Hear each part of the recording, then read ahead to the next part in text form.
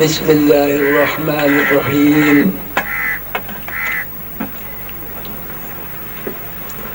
لو أنزلنا هذا القرآن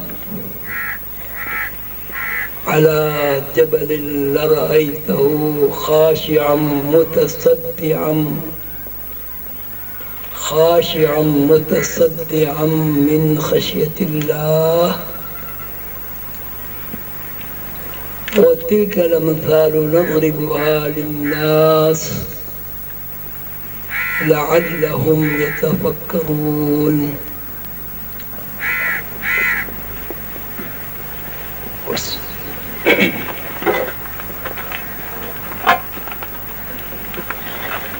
سورہ حشر کے آخری رکوع میں اللہ تعالی فرماتے ہیں اگر ہم قرآن کو پہاڑوں پر نازل کر دیتے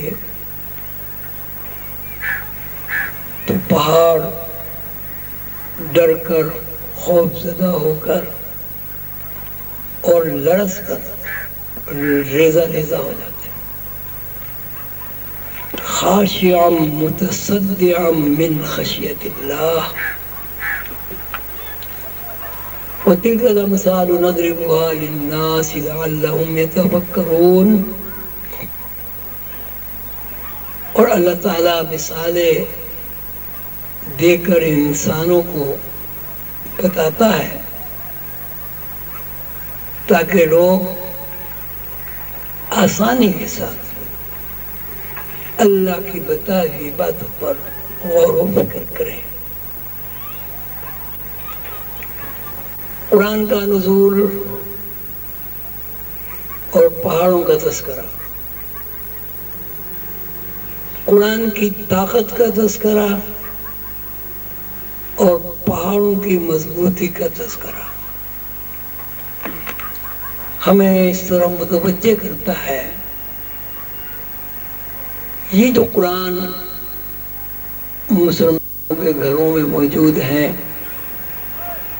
کسی گھر میں 2 ہیں، کسی میں 4 ہیں، کسی میں 1 ہیں، شاید ہی کوئی مسلمان گھرانہ ایسا ہوگا جہاں قرآن پاک موجود نہ ہو. ہم شیشے کی الماری میں قرآن پاک کو رکھتے ہیں، شیشے جیسی نازک چیز نہیں ٹوٹتی.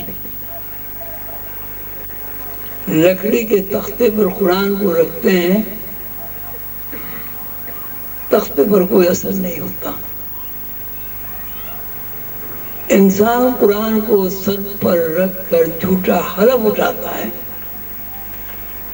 انسان کی جسم میں، باڈی میں کوئی دراڑ نہیں پڑتی، کوئی تراش خراش نہیں ہوتی، کوئی بوجھ نہیں محسوس ہوتا. تو اللہ تعالیٰ نے یہ فرمانا لو انزلنا ھذا القرآن، اگر ہم اس قرآن کو پہاڑوں پر نازل کر دیتے تو پہاڑ ریزہ ریزہ ہو جاتا. اب کسی پہاڑ پر آپ 1 لاکھ قرآن شریف لے جا کر رکھ دیں، پہاڑ پر کوئی کچھ بھی نہیں ہوگا. تو اللہ تعالیٰ کے اس فرمان میں اللہ تعالیٰ کے نا مثالیں دے کر بیان کرتا، اس لیے کہ انسان مثالوں سے بات آسانی سے سمجھتا ہے. تو یہ جو قرآن ہم پڑھتے ہیں، یہ کچھ جو قرآن ہمارے گھروں میں دفعات بلیات کے لیے رکھا جاتا ہے، برکتوں کے لیے رکھتے ہیں. دلہن جب رخصت ہوتی ہے تو اس کے سر کے اوپر قرآن رکھ کے اس لیے گزار دیتے ہیں کہ دلہن ساری عمر جادو ٹونے اور مصیبتوں سے محفوظ رہے. اس کا تذکرہ اللہ نہیں کر رہا. قرآن ایک مکمل طاقت ہے، ایسی طاقت، ایسی توانائی جو ایٹم سے بھی کہیں زیادہ ہے. کہ قرآن کو اگر ہم پہاڑوں پر، ایک پہاڑ نہیں کہا، جبال دنیا کے سارے پہاڑوں پر اگر قرآن نازل ہو جاتا تو پہاڑ ریت کے ذرات میں تبدیل ہو جاتے ہیں.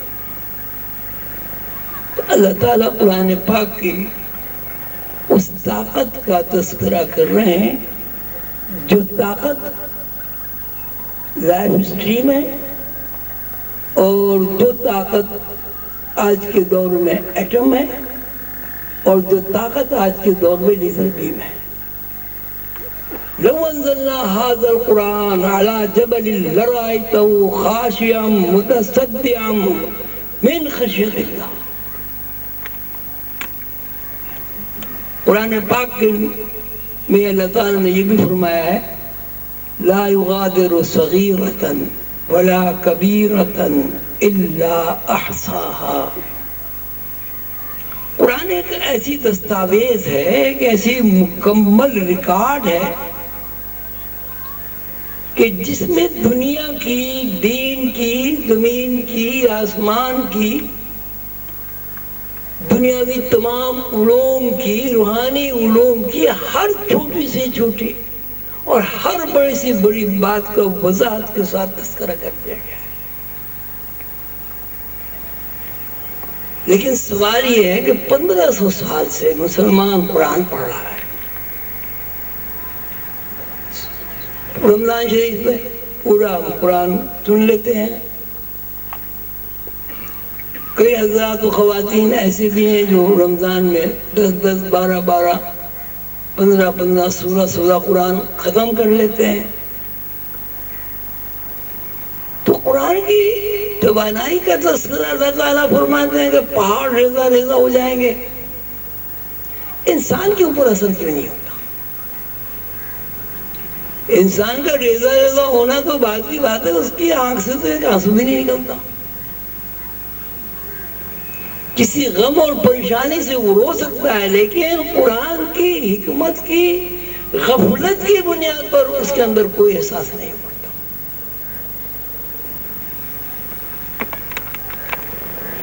آج کی جو آپ کی ورکشاپ ہوئی، اس ورکشاپ میں لیزر بیم اور قرآن پاک کا تذکرہ ہوا، حضرت داؤد علیہ السلام کا تذکرہ ہوا، حضرت سلیمان علیہ السلام کا بھی تذکرہ ہوا. حضرت سلیمان علیہ السلام کے قصے میں اللہ تعالیٰ فرماتے ہیں کہ سلیمان علیہ السلام نے دربار میں موجود درباریوں سے کہا ہے کوئی جو بلقیس کا تخت لے آئے؟ قال عفریت من الجن.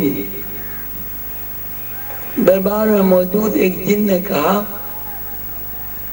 میں تخت لے آؤں گا. انا آتیک بھی قبل ان تقوم بمقامک، اس سے پہلے کہ آپ دربار برخاست کریں میں تخت لے آؤں گا. وہاں جنات کے ساتھ ساتھ ایک انسان بھی بیٹھا ہوا تھا. قال الذی عنده علم من الکتاب. ایک انسان بولا کہ مجھے اللہ تعالیٰ نے کتاب کا، قرآن کا علم عطا فرمایا ہے، میں قرآن کی حکمت سے آشنا ہوں، میں قرآن کی طاقت سے بھی واقف ہوں. اس سے پہلے کہ آپ کی پلک جھپکے تخت آ جائے گا. ابھی سلیمان علیہ السلام نے ان کو آرڈر نہیں دیا کہ ہاں لے آؤ تخت. سلیمان علیہ السلام کی پلک جھپ کے آنکھ کھلی تو تخت وہاں موجود تھا.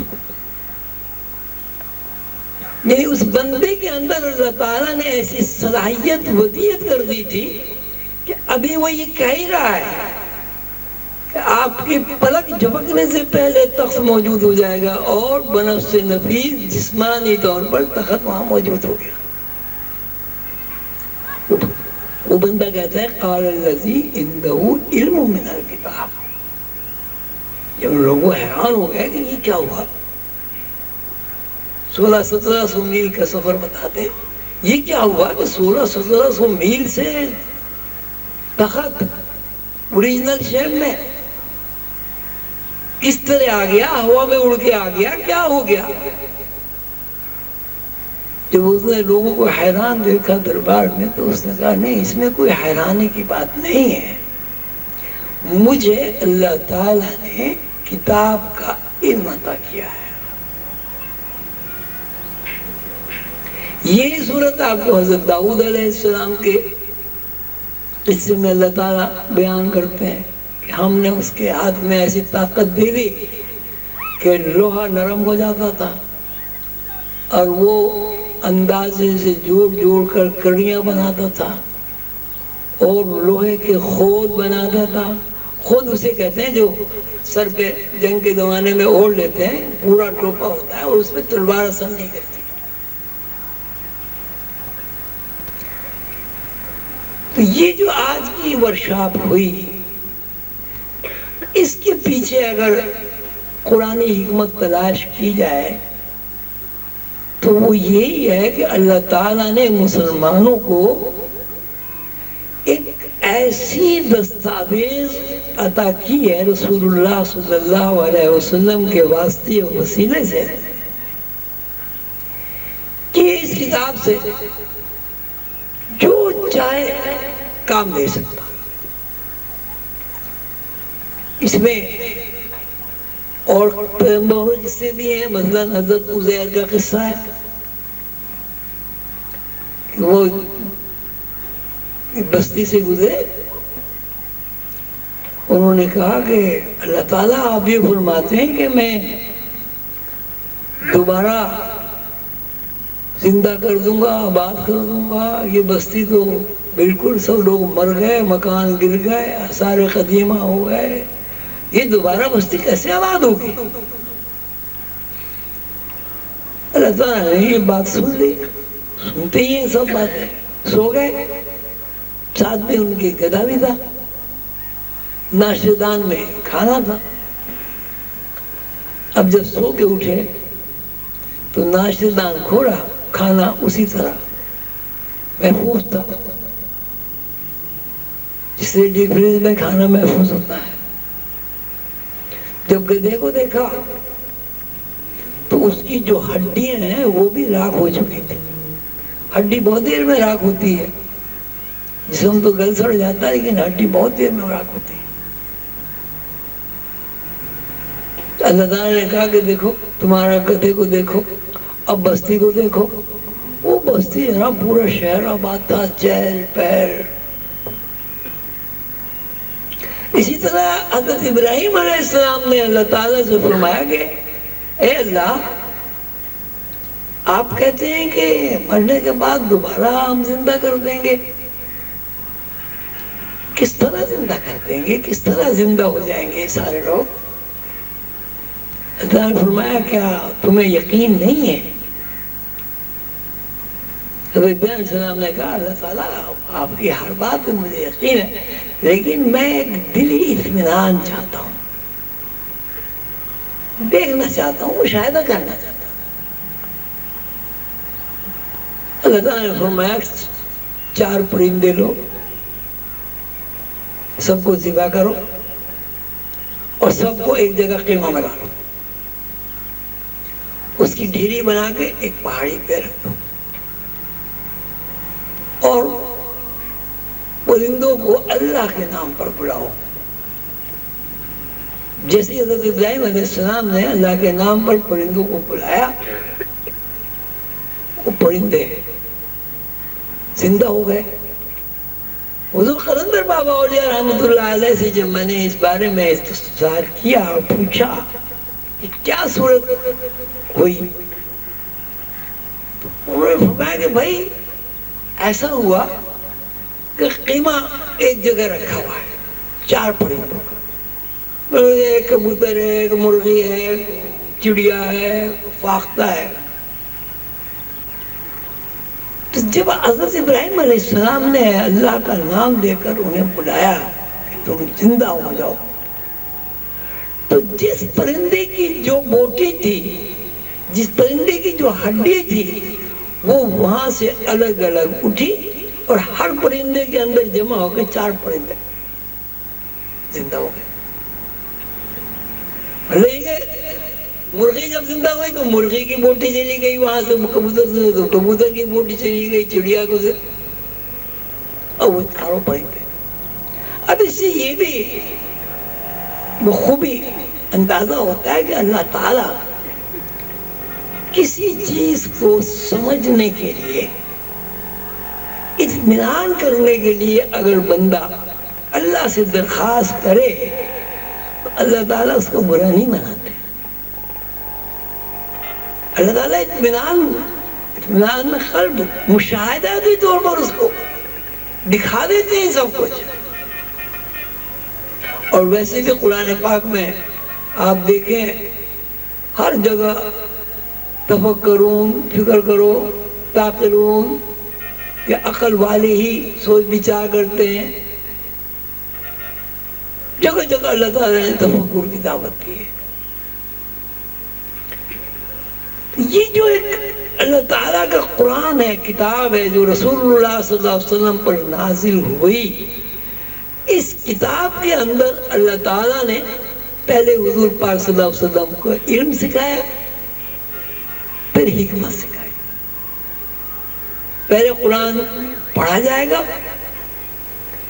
اور قرآن پڑھنے کے بعد جب ہم اس کے اندر تفکر کریں گے تو اللہ تعالیٰ کی طرف سے ہمیں حکمت نصیب ہوگی. ہماری صورت یہ ہے، ہم قرآن تو بہت پڑھتے ہیں، اور سب سے بڑا جو المیہ ہے میری نظر میں تو ہوگا جی قرآن پڑھ لو ثواب ملے گا. اگر قرآن نہیں پڑھو تو انگلی پھیر لو، بسم اللہ الرحمن الرحیم، بسم اللہ الرحمن الرحیم، قرآن کا ثواب مل جائے گا. اگر بسم اللہ بھی یاد نہیں تو خالی انگلی پھیر سارا قرآن ختم کر لو، تمہیں ثواب مل جائے گا. اور آج تک ثواب کی کوئی ڈیفینیشن بیان نہیں ہوئی. کیا ملے گا بھائی؟ جب یہی کچھ نہیں ملا تو وہاں کیا ملے گا؟ لیزر بیم اور قرآن کا عنوان اس لیے رکھا گیا تھا کہ عظیمی بہن بھائیوں کے اندر اور میرے بہت سارے دوست احباب جو اس ورکشاپ میں شریک ہوئے ہیں، ان کے اندر ایک تفکر کرنے کا، فکر کرنے کا، سوچ بچار کرنے کا ایک پیٹرن بنے.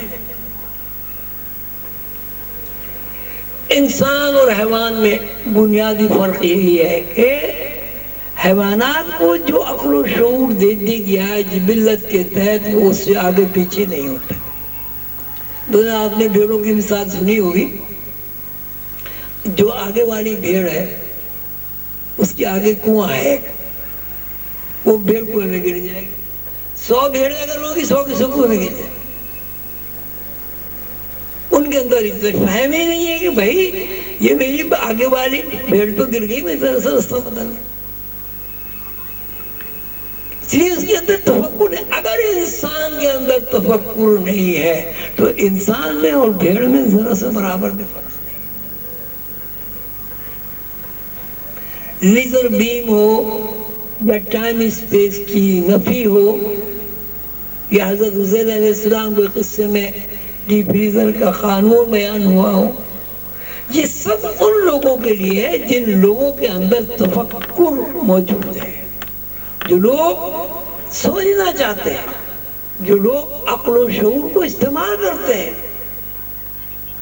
اور اگر عقل و شعور استعمال نہیں کرتے تو پھر ایک حیوان میں اور انسان میں کوئی فرق نہیں ہے.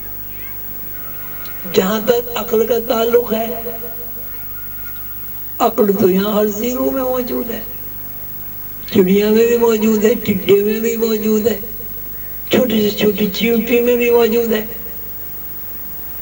تو انسان میں بھی اگر عقل ہے تو کیا کمال ہو گیا بھائی. کتے میں بھی موجود ہے، بلکہ میں تو کہا کرتا ہوں کتے میں زیادہ عقل و شعور موجود ہے. انسان اتنا بے بس اور مجبور ہے کہ اپنے مجرم کو پکڑنے کے لیے کتے کا سہارا لینے پر مجبور ہے. انسان کی کوئی قیمت نہیں، کتے کی قیمت 11 لاکھ روپے ہے. کیوں؟ کتے کے اندر ایک الگ سے ایک شعور ہے. کہ اس کے اندر جو سونی کیس ہے وہ انسان سے کہیں جاتا ہے، اور وہ اس حص کے ذریعے آدمی کے جو مجرم ہے اس کو پکڑ لیتا ہے۔ تو جب کتے کی حص کا اور آدمی کے حواس کا تذکرہ کیا جائے گا اور دونوں کو برابر برابر رکھا جائے، آدمی کو اور کتے کو، تو حص کے اعتبار سے اہمیت کتے کی زیادہ ہوئی یا انسان کی زیادہ ہوئی؟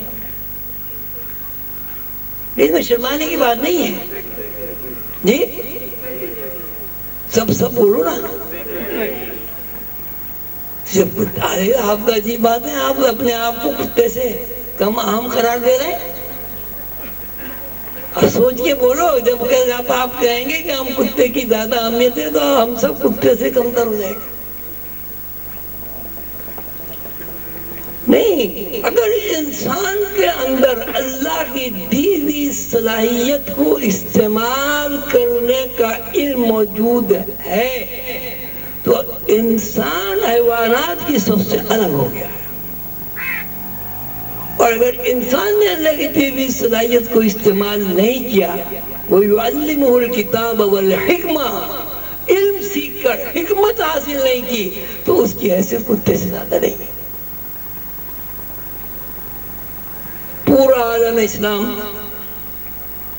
یہ بھی کہتا ہے کہ اللہ ایک ہے، اس بات کا بھی اقرار کرتا ہے کہ رسول اللہ صلی اللہ علیہ وسلم اللہ کے رسول ہیں۔ وہ یہ بھی کہتا ہے کہ شرک جو ہے وہ سب سے بری چیز ہے، اللہ تعالیٰ کو سب سے زیادہ ناپسندیدہ ہے۔ لیکن جب عمل کی ضرورت، عمل کی صورت ہمارے سامنے آتی ہے تو آپ اپنے گریبان میں منہ ڈال کے دیکھیں، میں بھی دیکھ رہا ہوں اپنے گریبان میں منہ ڈال کے، تو ہمارا ہر عمل جھوٹ پر مبنی ہے۔ ہم جھوٹ بولتے ہیں، اپنے آپ سے جھوٹ بولتے ہیں، اللہ کے ساتھ مکر کرتے ہیں۔ وہ مکر اللہ واللہ خیر الماکرین۔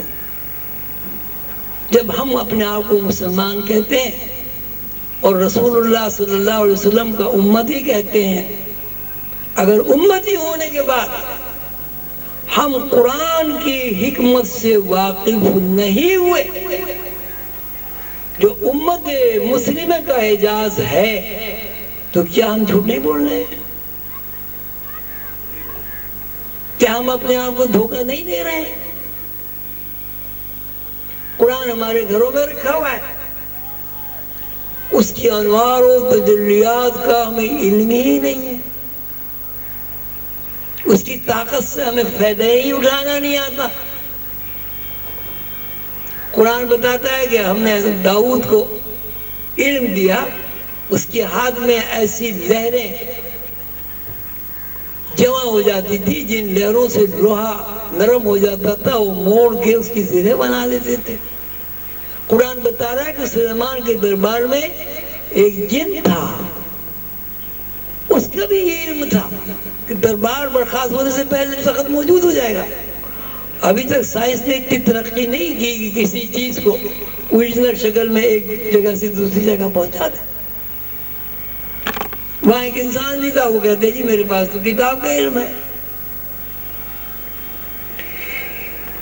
مسلمانوں کو اگر عروج حاصل کرنا ہے، مسلمانوں کو اگر پرسکون زندگی گزارنی ہے، مسلمانوں کو اگر آخرت کی زندگی اچھی گزارنی ہے، دنیا کی زندگی اچھی گزارنی ہے، تو سب سے پہلے انہیں قرآن پڑھنا ہوگا اور قرآن کے معنی میں تفکر کرنا ہوگا۔ اور قرآن کو سمجھنے کے لیے بنیادی بات جو اللہ تعالیٰ نے فرمائی، الف لام میم ذالک الکتاب لا ریب فیہ، یہ کتاب ایسی کتاب ہے کہ اس میں شک شبہ نہیں ہے۔ جب کتاب میں شک شبہ نہیں ہوگا تو شک شبہ والا آدمی جب سمجھنا چاہے گا تو وہ اس کتاب کو نہیں سمجھ سکتا۔ قانون یہ بنا، اگر کسی آدمی کے اندر شک ہے تو وہ اللہ کی کتاب کو نہیں سمجھ سکتا۔ شک کب ہوتا ہے؟ جب یقین نہیں ہوتا، اور جب یقین نہیں ہوتا تو آدمی کی ساری زندگی مشکوک ہے، وسوس میں گھری ہوئی ہے۔ تو پہلی بات تو یہ ہے کہ قرآن پاک میں جو انبیاء علیہ السلام کے قصے بیان ہوئے ہیں، اور ان قصوں میں انبیاء علیہ السلام کی فضیلت بیان ہوئی ہے، ان پر غور و فکر کیا جائے، انہیں بار بار پڑھا جائے، اور یقین کے ساتھ۔ دیکھیے نا، ابھی آپ کہتے ہیں کہ صاحب وہ حضرت داؤد علیہ السلام لوہا موڑ دیا کرتے تھے، کبھی کسی کی سمجھ میں یہ بات نہیں ہے، یا سائنس نے ترقی کی، لیزر بیم سامنے آئی تو آپ کہیں لیزر بیم تھی جی ان کے ہاتھ میں، لیزر بیم تھی جی ان کے ہاتھ میں۔ تو لیزر بیم کب سامنے آئی؟ جب یقین کے ساتھ ریسرچ کی گئی، ایک نقطے پر ذہن کو مرکوز کر کے مسلسل 1 2 10 20 50 آدمیوں نے اس پر تحقیق کی۔ اب یہ جتنی سائنسی ایجادات ہیں ان کا تعلق سارا کا سارا بے یقینی پر تو نہیں ہے۔ تو آج کی یہ جو ورکشاپ ہے، اس کے پیچھے کارکنان ورکشاپ اور کارکنان مراقبہ حال کا مقصد یہی تھا کہ ہم اپنی بہنوں میں، بھائیوں میں، بزرگوں میں، خردوں میں یہ احساس اجاگر کریں کہ قرآن ایک مکمل دستاویز ہے، ایسی دستاویز جس میں کسی بھی مسئلے کے بارے میں اگر آپ معلومات حاصل کرنا چاہیں تو اس میں وہ موجود ہے۔ الحمدللہ لوگوں نے بڑے توجہ کے ساتھ غور و فکر کیا، اپنی اپنی رائے کا اظہار کیا۔ دوسری بڑی بات یہ ہوئی کہ آپ لوگوں کے پاس علم کے مینار خود چل کر آئے۔ ڈاکٹر مصطفیٰ صاحب، رشید صاحب، جامی صاحب، انہوں نے اپنے خیالات کا اظہار کیا، اور بلا شبہ یہ کسی طالب علم کے لیے، اسٹوڈنٹ کے لیے بڑی فخر کی بات ہوتی ہے کہ ان کے اساتذہ ان کے پاس چل کر آئیں اور انہیں اپنے خیالات سے آگاہ کریں۔ یہ ورکشاپ بلا شبہ بہت کامیاب رہی۔ الحمدللہ کافی لوگ اس میں شریک ہوئے، بلکہ کچھ لوگوں کو واپس بھی کرنا پڑا۔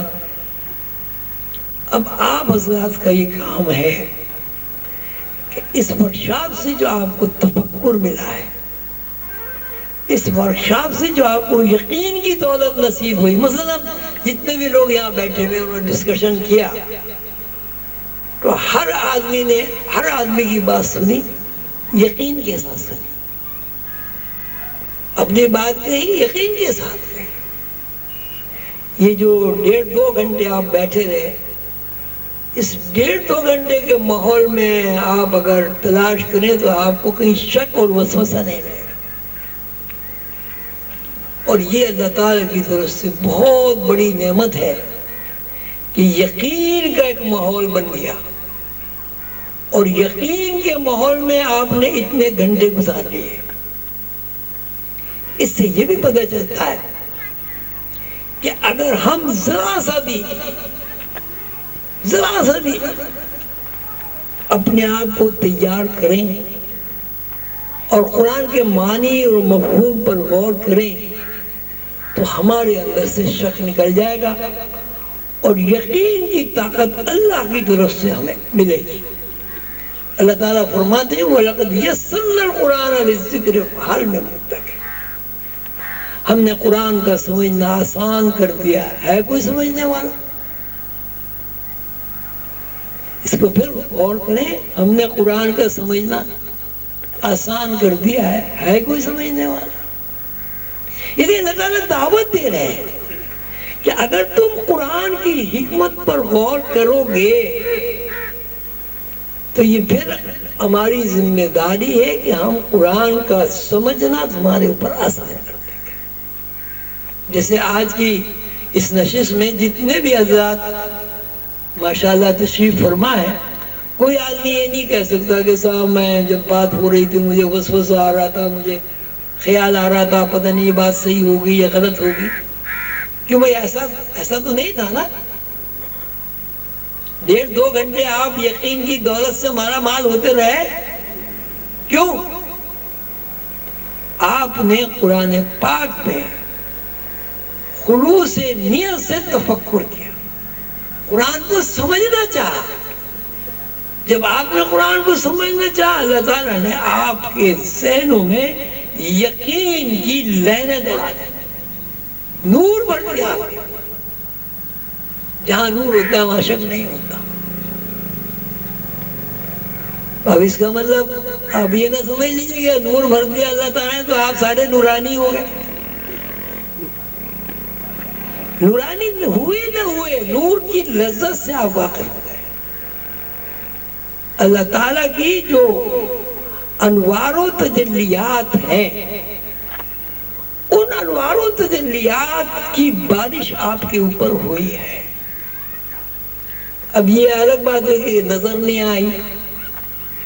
نظر اس لیے نہیں آئی کہ ابھی انوار و تجلیات کو دیکھنے کی آپ نے کوشش ہی نہیں کی. آپ نے قرآن میں تفکر کرنے کی کوشش کی، اللہ تعالیٰ نے آپ کا ذہن کھول دیا.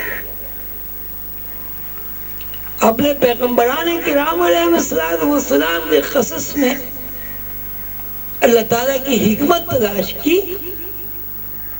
اللہ تعالیٰ نے آپ کے دماغ کو روشن کر دیا اور نئی نئی باتیں آپ کے ذہن میں آتی رہی. اور الحمدللہ آپ اس ذہنی کاوش سے اور تفکر سے مطمئن بھی ہوئے، خوش بھی ہوئے، آپ کو سکون بھی ملا. اب آپ بتائیے کتنے لوگ ایسے ہیں جو اس وقت شام میں بے سکون رہے. کیوں بھائی؟ اچھا سکون کتنے کو ملا؟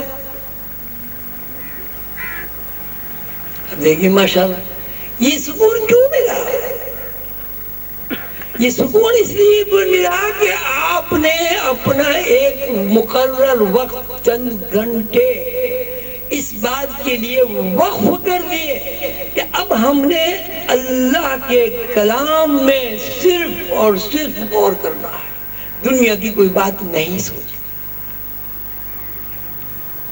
اسی طرح اگر روزانہ ایک آدھا گھنٹہ 1 گھنٹہ قرآن میں تفکر کرنے پر آدمی لگا دے تو قرآن کی طاقت، قرآن کی روشنی ہے، قرآن کا نور آپ کے سامنے آ جائے گا. اس بات کو پھر دہرائیں، لو انزلنا ھذا القرآن، اگر ہم اس قرآن کو علی جبل، پہاڑ پر نازل کر دیں،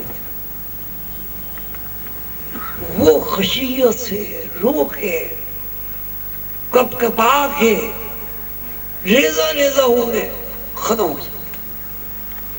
خاشعا متصدعا من خشیت اللہ. وتلک الامثال نضربها للناس لعلهم يتفکرون. اور اللہ تعالیٰ مثالیں دے دے کر لوگوں کو بیان کرتا ہے، اس لیے کہ مثال سے آدمی سادہ اچھی طرح بات کو سمجھ جاتا ہے. اب دیکھیے پہاڑ، کتنا بڑا پہاڑ، کتنا سخت. اور اللہ تعالیٰ کہتے ہیں کہ اگر قرآن نازل کر دیا جاتا تو ریزہ ریزہ ہو جاتا. کیا مطلب ہوا؟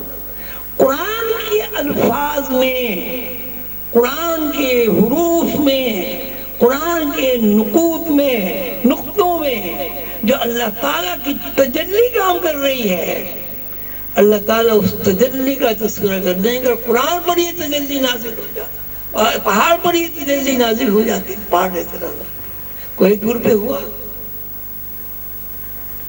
اللہ تعالیٰ نے کلام کیا، موسیٰ علیہ السلام نے کہا میں آپ کو دیکھنا چاہتا ہوں، وہ کہا تو ہمیں نہیں دیکھ سکتا، وہ کہا نہیں اللہ میں تو آپ کو دیکھنا چاہتا ہوں۔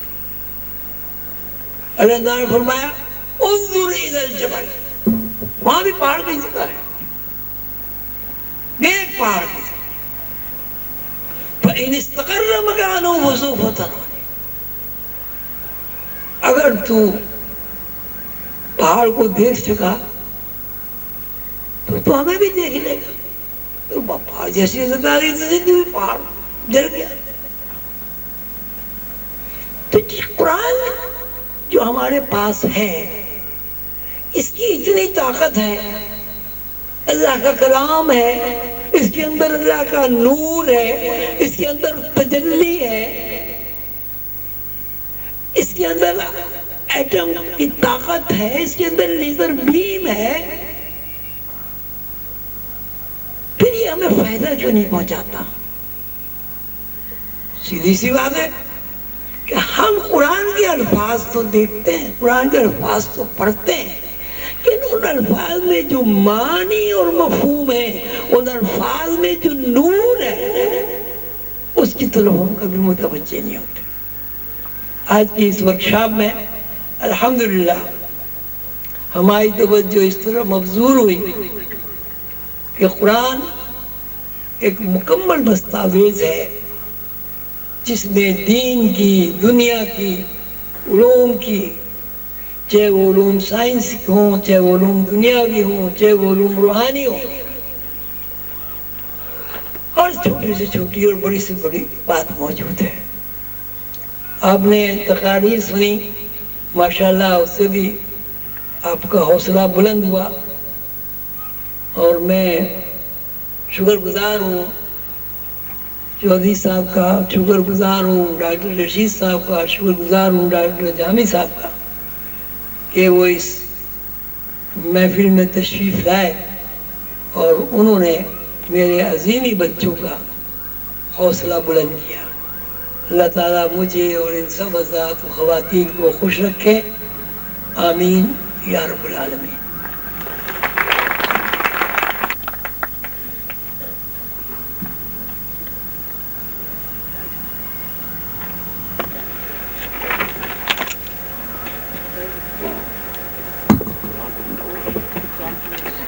تمام شرکائے ورکشاپ سے گزارش ہے کہ وہ اپنی نشستوں پر تشریف رکھیں، تھوڑی دیر میں چائے آ رہی ہے اور آپ کی نشستوں پر ہی آپ کو آپ کی اسناد فراہم کر دی جائیں گی، تو آپ لوگوں سے گزارش ہے کہ اپنی نشستوں پر تشریف رکھیں۔